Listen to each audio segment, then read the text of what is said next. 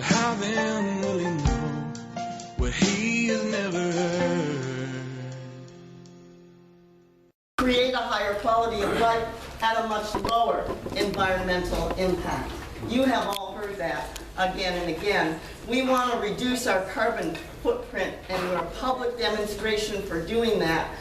Our carbon footprint, mostly you all know global greenhouse gases. There's three major sources: buildings, vehicles, and farming. So we try to essentially reduce our footprint in all three of those areas in a connected, integrated way. And the paper that you're seeing, what you will see and hear about on the LA Eco Village tour that you're not going on. But you can, if you go on YouTube and you do a little search for LA Eco Village, you can see 2 or 3 videos that will take you on a tour of our Lois, I community. hope you can still show us a little bit. Well, we are going to try and do that, okay? We will try to do that. I wanted to first, Jill asked me to address some questions that you would all be interested in, like a little bit of our history. Someone's going to give me a 5-minute and a 2-minute warning when 10 minutes is up. How many? We're at 7 minutes. So real quickly now, we got started here after the LA riots in 1992. So in January 1993, we hit the streets. No one moved here intentionally. How many are familiar with intentional communities? Oh, yeah. So it was our intent to have an intentional community. How many familiar with co-housing? Co-housing, to have a co-housing community by the mid-'80s. It was our intent to have appropriate technology, a local currency, a community land trust, a limited equity housing co-op. What is that woman talking about? Get her away from me, because no one knew what any of that meant in the early to mid-1980s. And finally, we had the word eco-village and sustainable community, but that didn't come into common usage, and not even common, but into existence until the late 1980s. So that was what we did. We wanted to reinvent the city such that the LA riots of 1992 would never happen again. How can we play a role in that? So that's a little bit of our history. Over the next 20 years, 15 maybe, we acquired this building, 40 units. It was in slum-like conditions when we bought it in 1996 for $500,000. Next door, we bought the building 3 years later for $315,000, and 12 years later, the building across the street for $650,000. Altogether, we own 50 units of permanently affordable housing because we have both a co-op, a limited equity co-op, and our land is owned by our land trust. And the co-op pays a ground lease to the land trust. And that's how we're doing that. We think that's a good model all the way around. So legal, but the most important thing about all of that is that we did it without any bank loans, no bank loans, no bank loans. And all the rehab, no bank loans. So how did we do that? Some of you got this sheet on our ecological revolving loan fund because we are now in escrow for our 4th property. So if anyone is interested in learning more about that, go on our website or email me. You have information. Also on that whiteboard back there are all the relevant websites for us. It's laecovillage.org. What is it? laecovillage.org. You want to learn more about intentional communities? You know we do. Oh, sorry. What's the website for intentional communities? It's so simple you can't even believe it. IC.org. IC.org. And you want to learn more about, what does it say? Co-housing. Oh, co-housing. Oh, so simpler yet. Cohousing.org. So that'll give you a lot of the information that will be interesting to you, that we manifest, that we demonstrate here. We're a public demonstration. Our purpose is to expand public awareness about what we're doing. So let me see if there's anything I left unanswered. I think what's going to happen now is about half of you, well, I don't know, dare we try it? 20 minutes? Dare we try our regular tour? People could choose which thing they want to go to the most. Okay. And we can see how much we get. Okay, those that want to go in the courtyard and learn about some of the ecological systems that we have, please just go to the courtyard right now. Those are, well, as soon as I tell you what your other options are. Those that want to learn more about the social aspects of our community, go upstairs into 201. And those that want to, let me see, those that want to just stay here and have dialogue, just stay here. And, and those that want to learn about our multi-school learning garden, you'll go across the street to the multi-school learning garden. So multi-school learning garden across the street, ecosystem, and that's where you can also learn about our new acquisition. The courtyard people, people want to learn about ecosystems, go to the courtyard. People want to learn about social systems, go upstairs.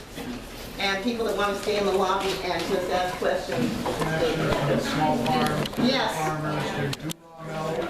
We're part of an international network of eco-villages and intentional communities. And you can go online to the website called ecovillage.org or ic.org, and you can do, because there's a directory on those websites, and you can find out where they are anywhere in the world. It's a fabulous way to travel, incidentally, because many of those communities around the world, whether urban, rural, or suburban, but mostly you're asking rural farms, are listed in this directory and in a relational database. So you can search it in many different ways.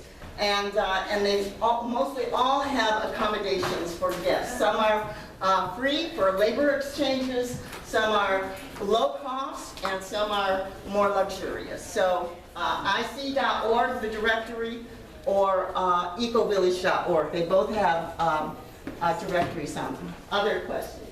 What's your carbon footprint here? Oh, I wish I knew, but I wish I knew that. So many other communities of our nature do track everything, but we don't.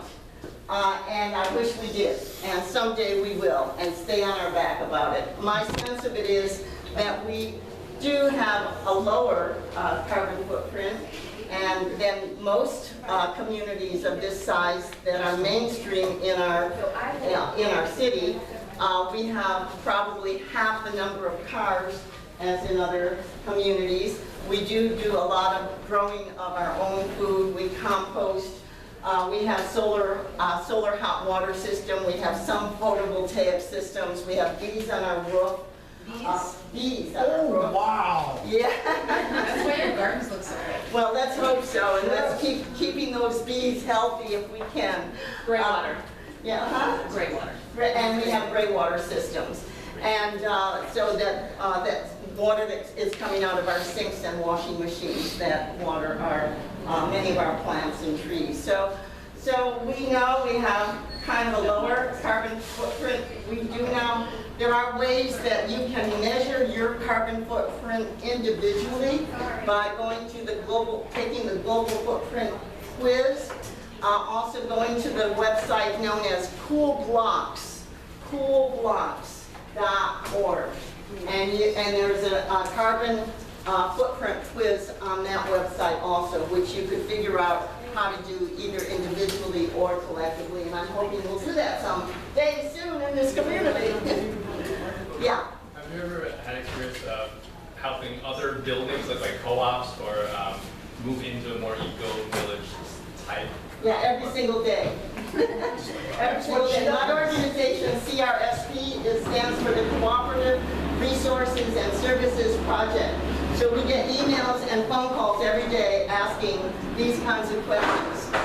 When can I, and then we have thousands of people over the years that have come on our 2.5-hour tours here and then take home to their neighborhoods, their buildings, their homes, adapting what they think would work in their context. So is that time to answer it? Yeah. Others? Yeah. Yes, go right in, right there, or upstairs. Oh, no, downstairs is better, but I just saw two men go in there, so I don't know if you want to share that. We're the sharing economy, but it just goes so far, folks. Yeah. Really quick, you said that the gray water is used to water the garden out here. Yeah. Was it difficult to find soaps that wouldn't hurt the vegetation? Not at all. Fortunately, we go way, way back with one of the guys, Art Ludwig, who invented Oasis soap, which you can usually find in any natural food store. What I didn't tell you is that we also have a food co-op, a produce co-op that happens here in the lobby every Sunday afternoon, and we have a bulk foods co-op that happens in the bicycle room also, and we sell that soap right here. So, What kind of legislation, are you guys pushing for any legislation to make co-ops more reasonable? yeah, well, the big legislative push we have on right now is that we are in, actually it's on the governor's desk right now in the state of California, to do something remarkable for community land trust in relationship to property taxes that will make community land trusts a much more viable option in the state of California. Rather than paying taxes on land that is going to take you, or buildings that is going to take you years to retrofit or develop, you won't be responsible for those humongous property taxes. Did I get that right, Tina? Yes, and I'm at the conference, and so is my husband, Reverend Michael Mata, so if you have any questions about that, you can find me. And Great. I could use, if you're with a housing organization, especially one that's in California, I could use your signatures on a letter to the governor at this time. We need to get those in the next 24 hours. What percentage of the residents here are part of the co-op? I'm sorry, say? What percentage of the residents here are? Out of maybe 50 people that live in this building, probably 30 are members of our co-op, and the others are long-term renters, which other people that were in my group upstairs can tell you. Do you have the people who, upstairs you mentioned the long-term renters, who not one of them joined into? That's right. Do they participate in some of the things, the garden, buying the things? Sometimes, once in a while, no, I would say that mostly I have seen them composting. Yay! And a few of them actually acquired bicycles over the years. So that was impressive. But not, we have minimal participation requirements for membership. Minimal. Do 2 out of the following 3 things. Attend 1 community meeting a month, attend 1 community potluck a month, and or attend 1 community work party a month. Any 2 of those 3 are your minimal requirements. But we do expect a lot more from our members. And they do give a lot more. Almost everyone who's a member here is a member of at least 1 or 2, sometimes 3 committees. And there are so many committee meetings here that I don't even, and you know, what's really wonderful about me, the most wonderful thing about me is I could die today and this community would go on. So I'm happy. I mean, there may be some other things, but that's the best thing. That's every founder's dream, I think, so. So the bus is going to be out there in just a few minutes. So if you have 1 or 2 quick last questions, then we need to make our way out there ready to jump on. So. As we went over 6 minutes already, yay. Yes. My soap question was including detergent. Was your answer including detergents? Well, you know that the word detergent seems to imply that there are some major chemicals in the soap. The soaps that we're talking about are specifically designed for washing machines that are using gray water, and whether or not they're detergents or just wonderful biodegradable soap that actually provides nutrients to your plants. That's what I think is the important thing, and mostly, yes. So we use gray water. We also use vinegar, baking soda, other cleaning products, lemon juice and lemon oil that our grandparents used before we had all these toxic cleaning products. They work fine with gray water. Yes. And we buy a gray water detergent you can buy, but we do all gray water at our house. Some studies have also been done in which, I don't know the prices on those, but She's finding out. I'll find out. Some people have done some studies that show whether you use soap or just plain water, your clothes get just as clean. I don't know, I haven't Okay, tried. one last question, then we need to head out. Is there one question for Lois? Oh, with the bus, okay, yes, we're gonna get ready for the Let's, bus. thanks Lois and everybody for this fabulous. Yeah, and I'll come out with you guys.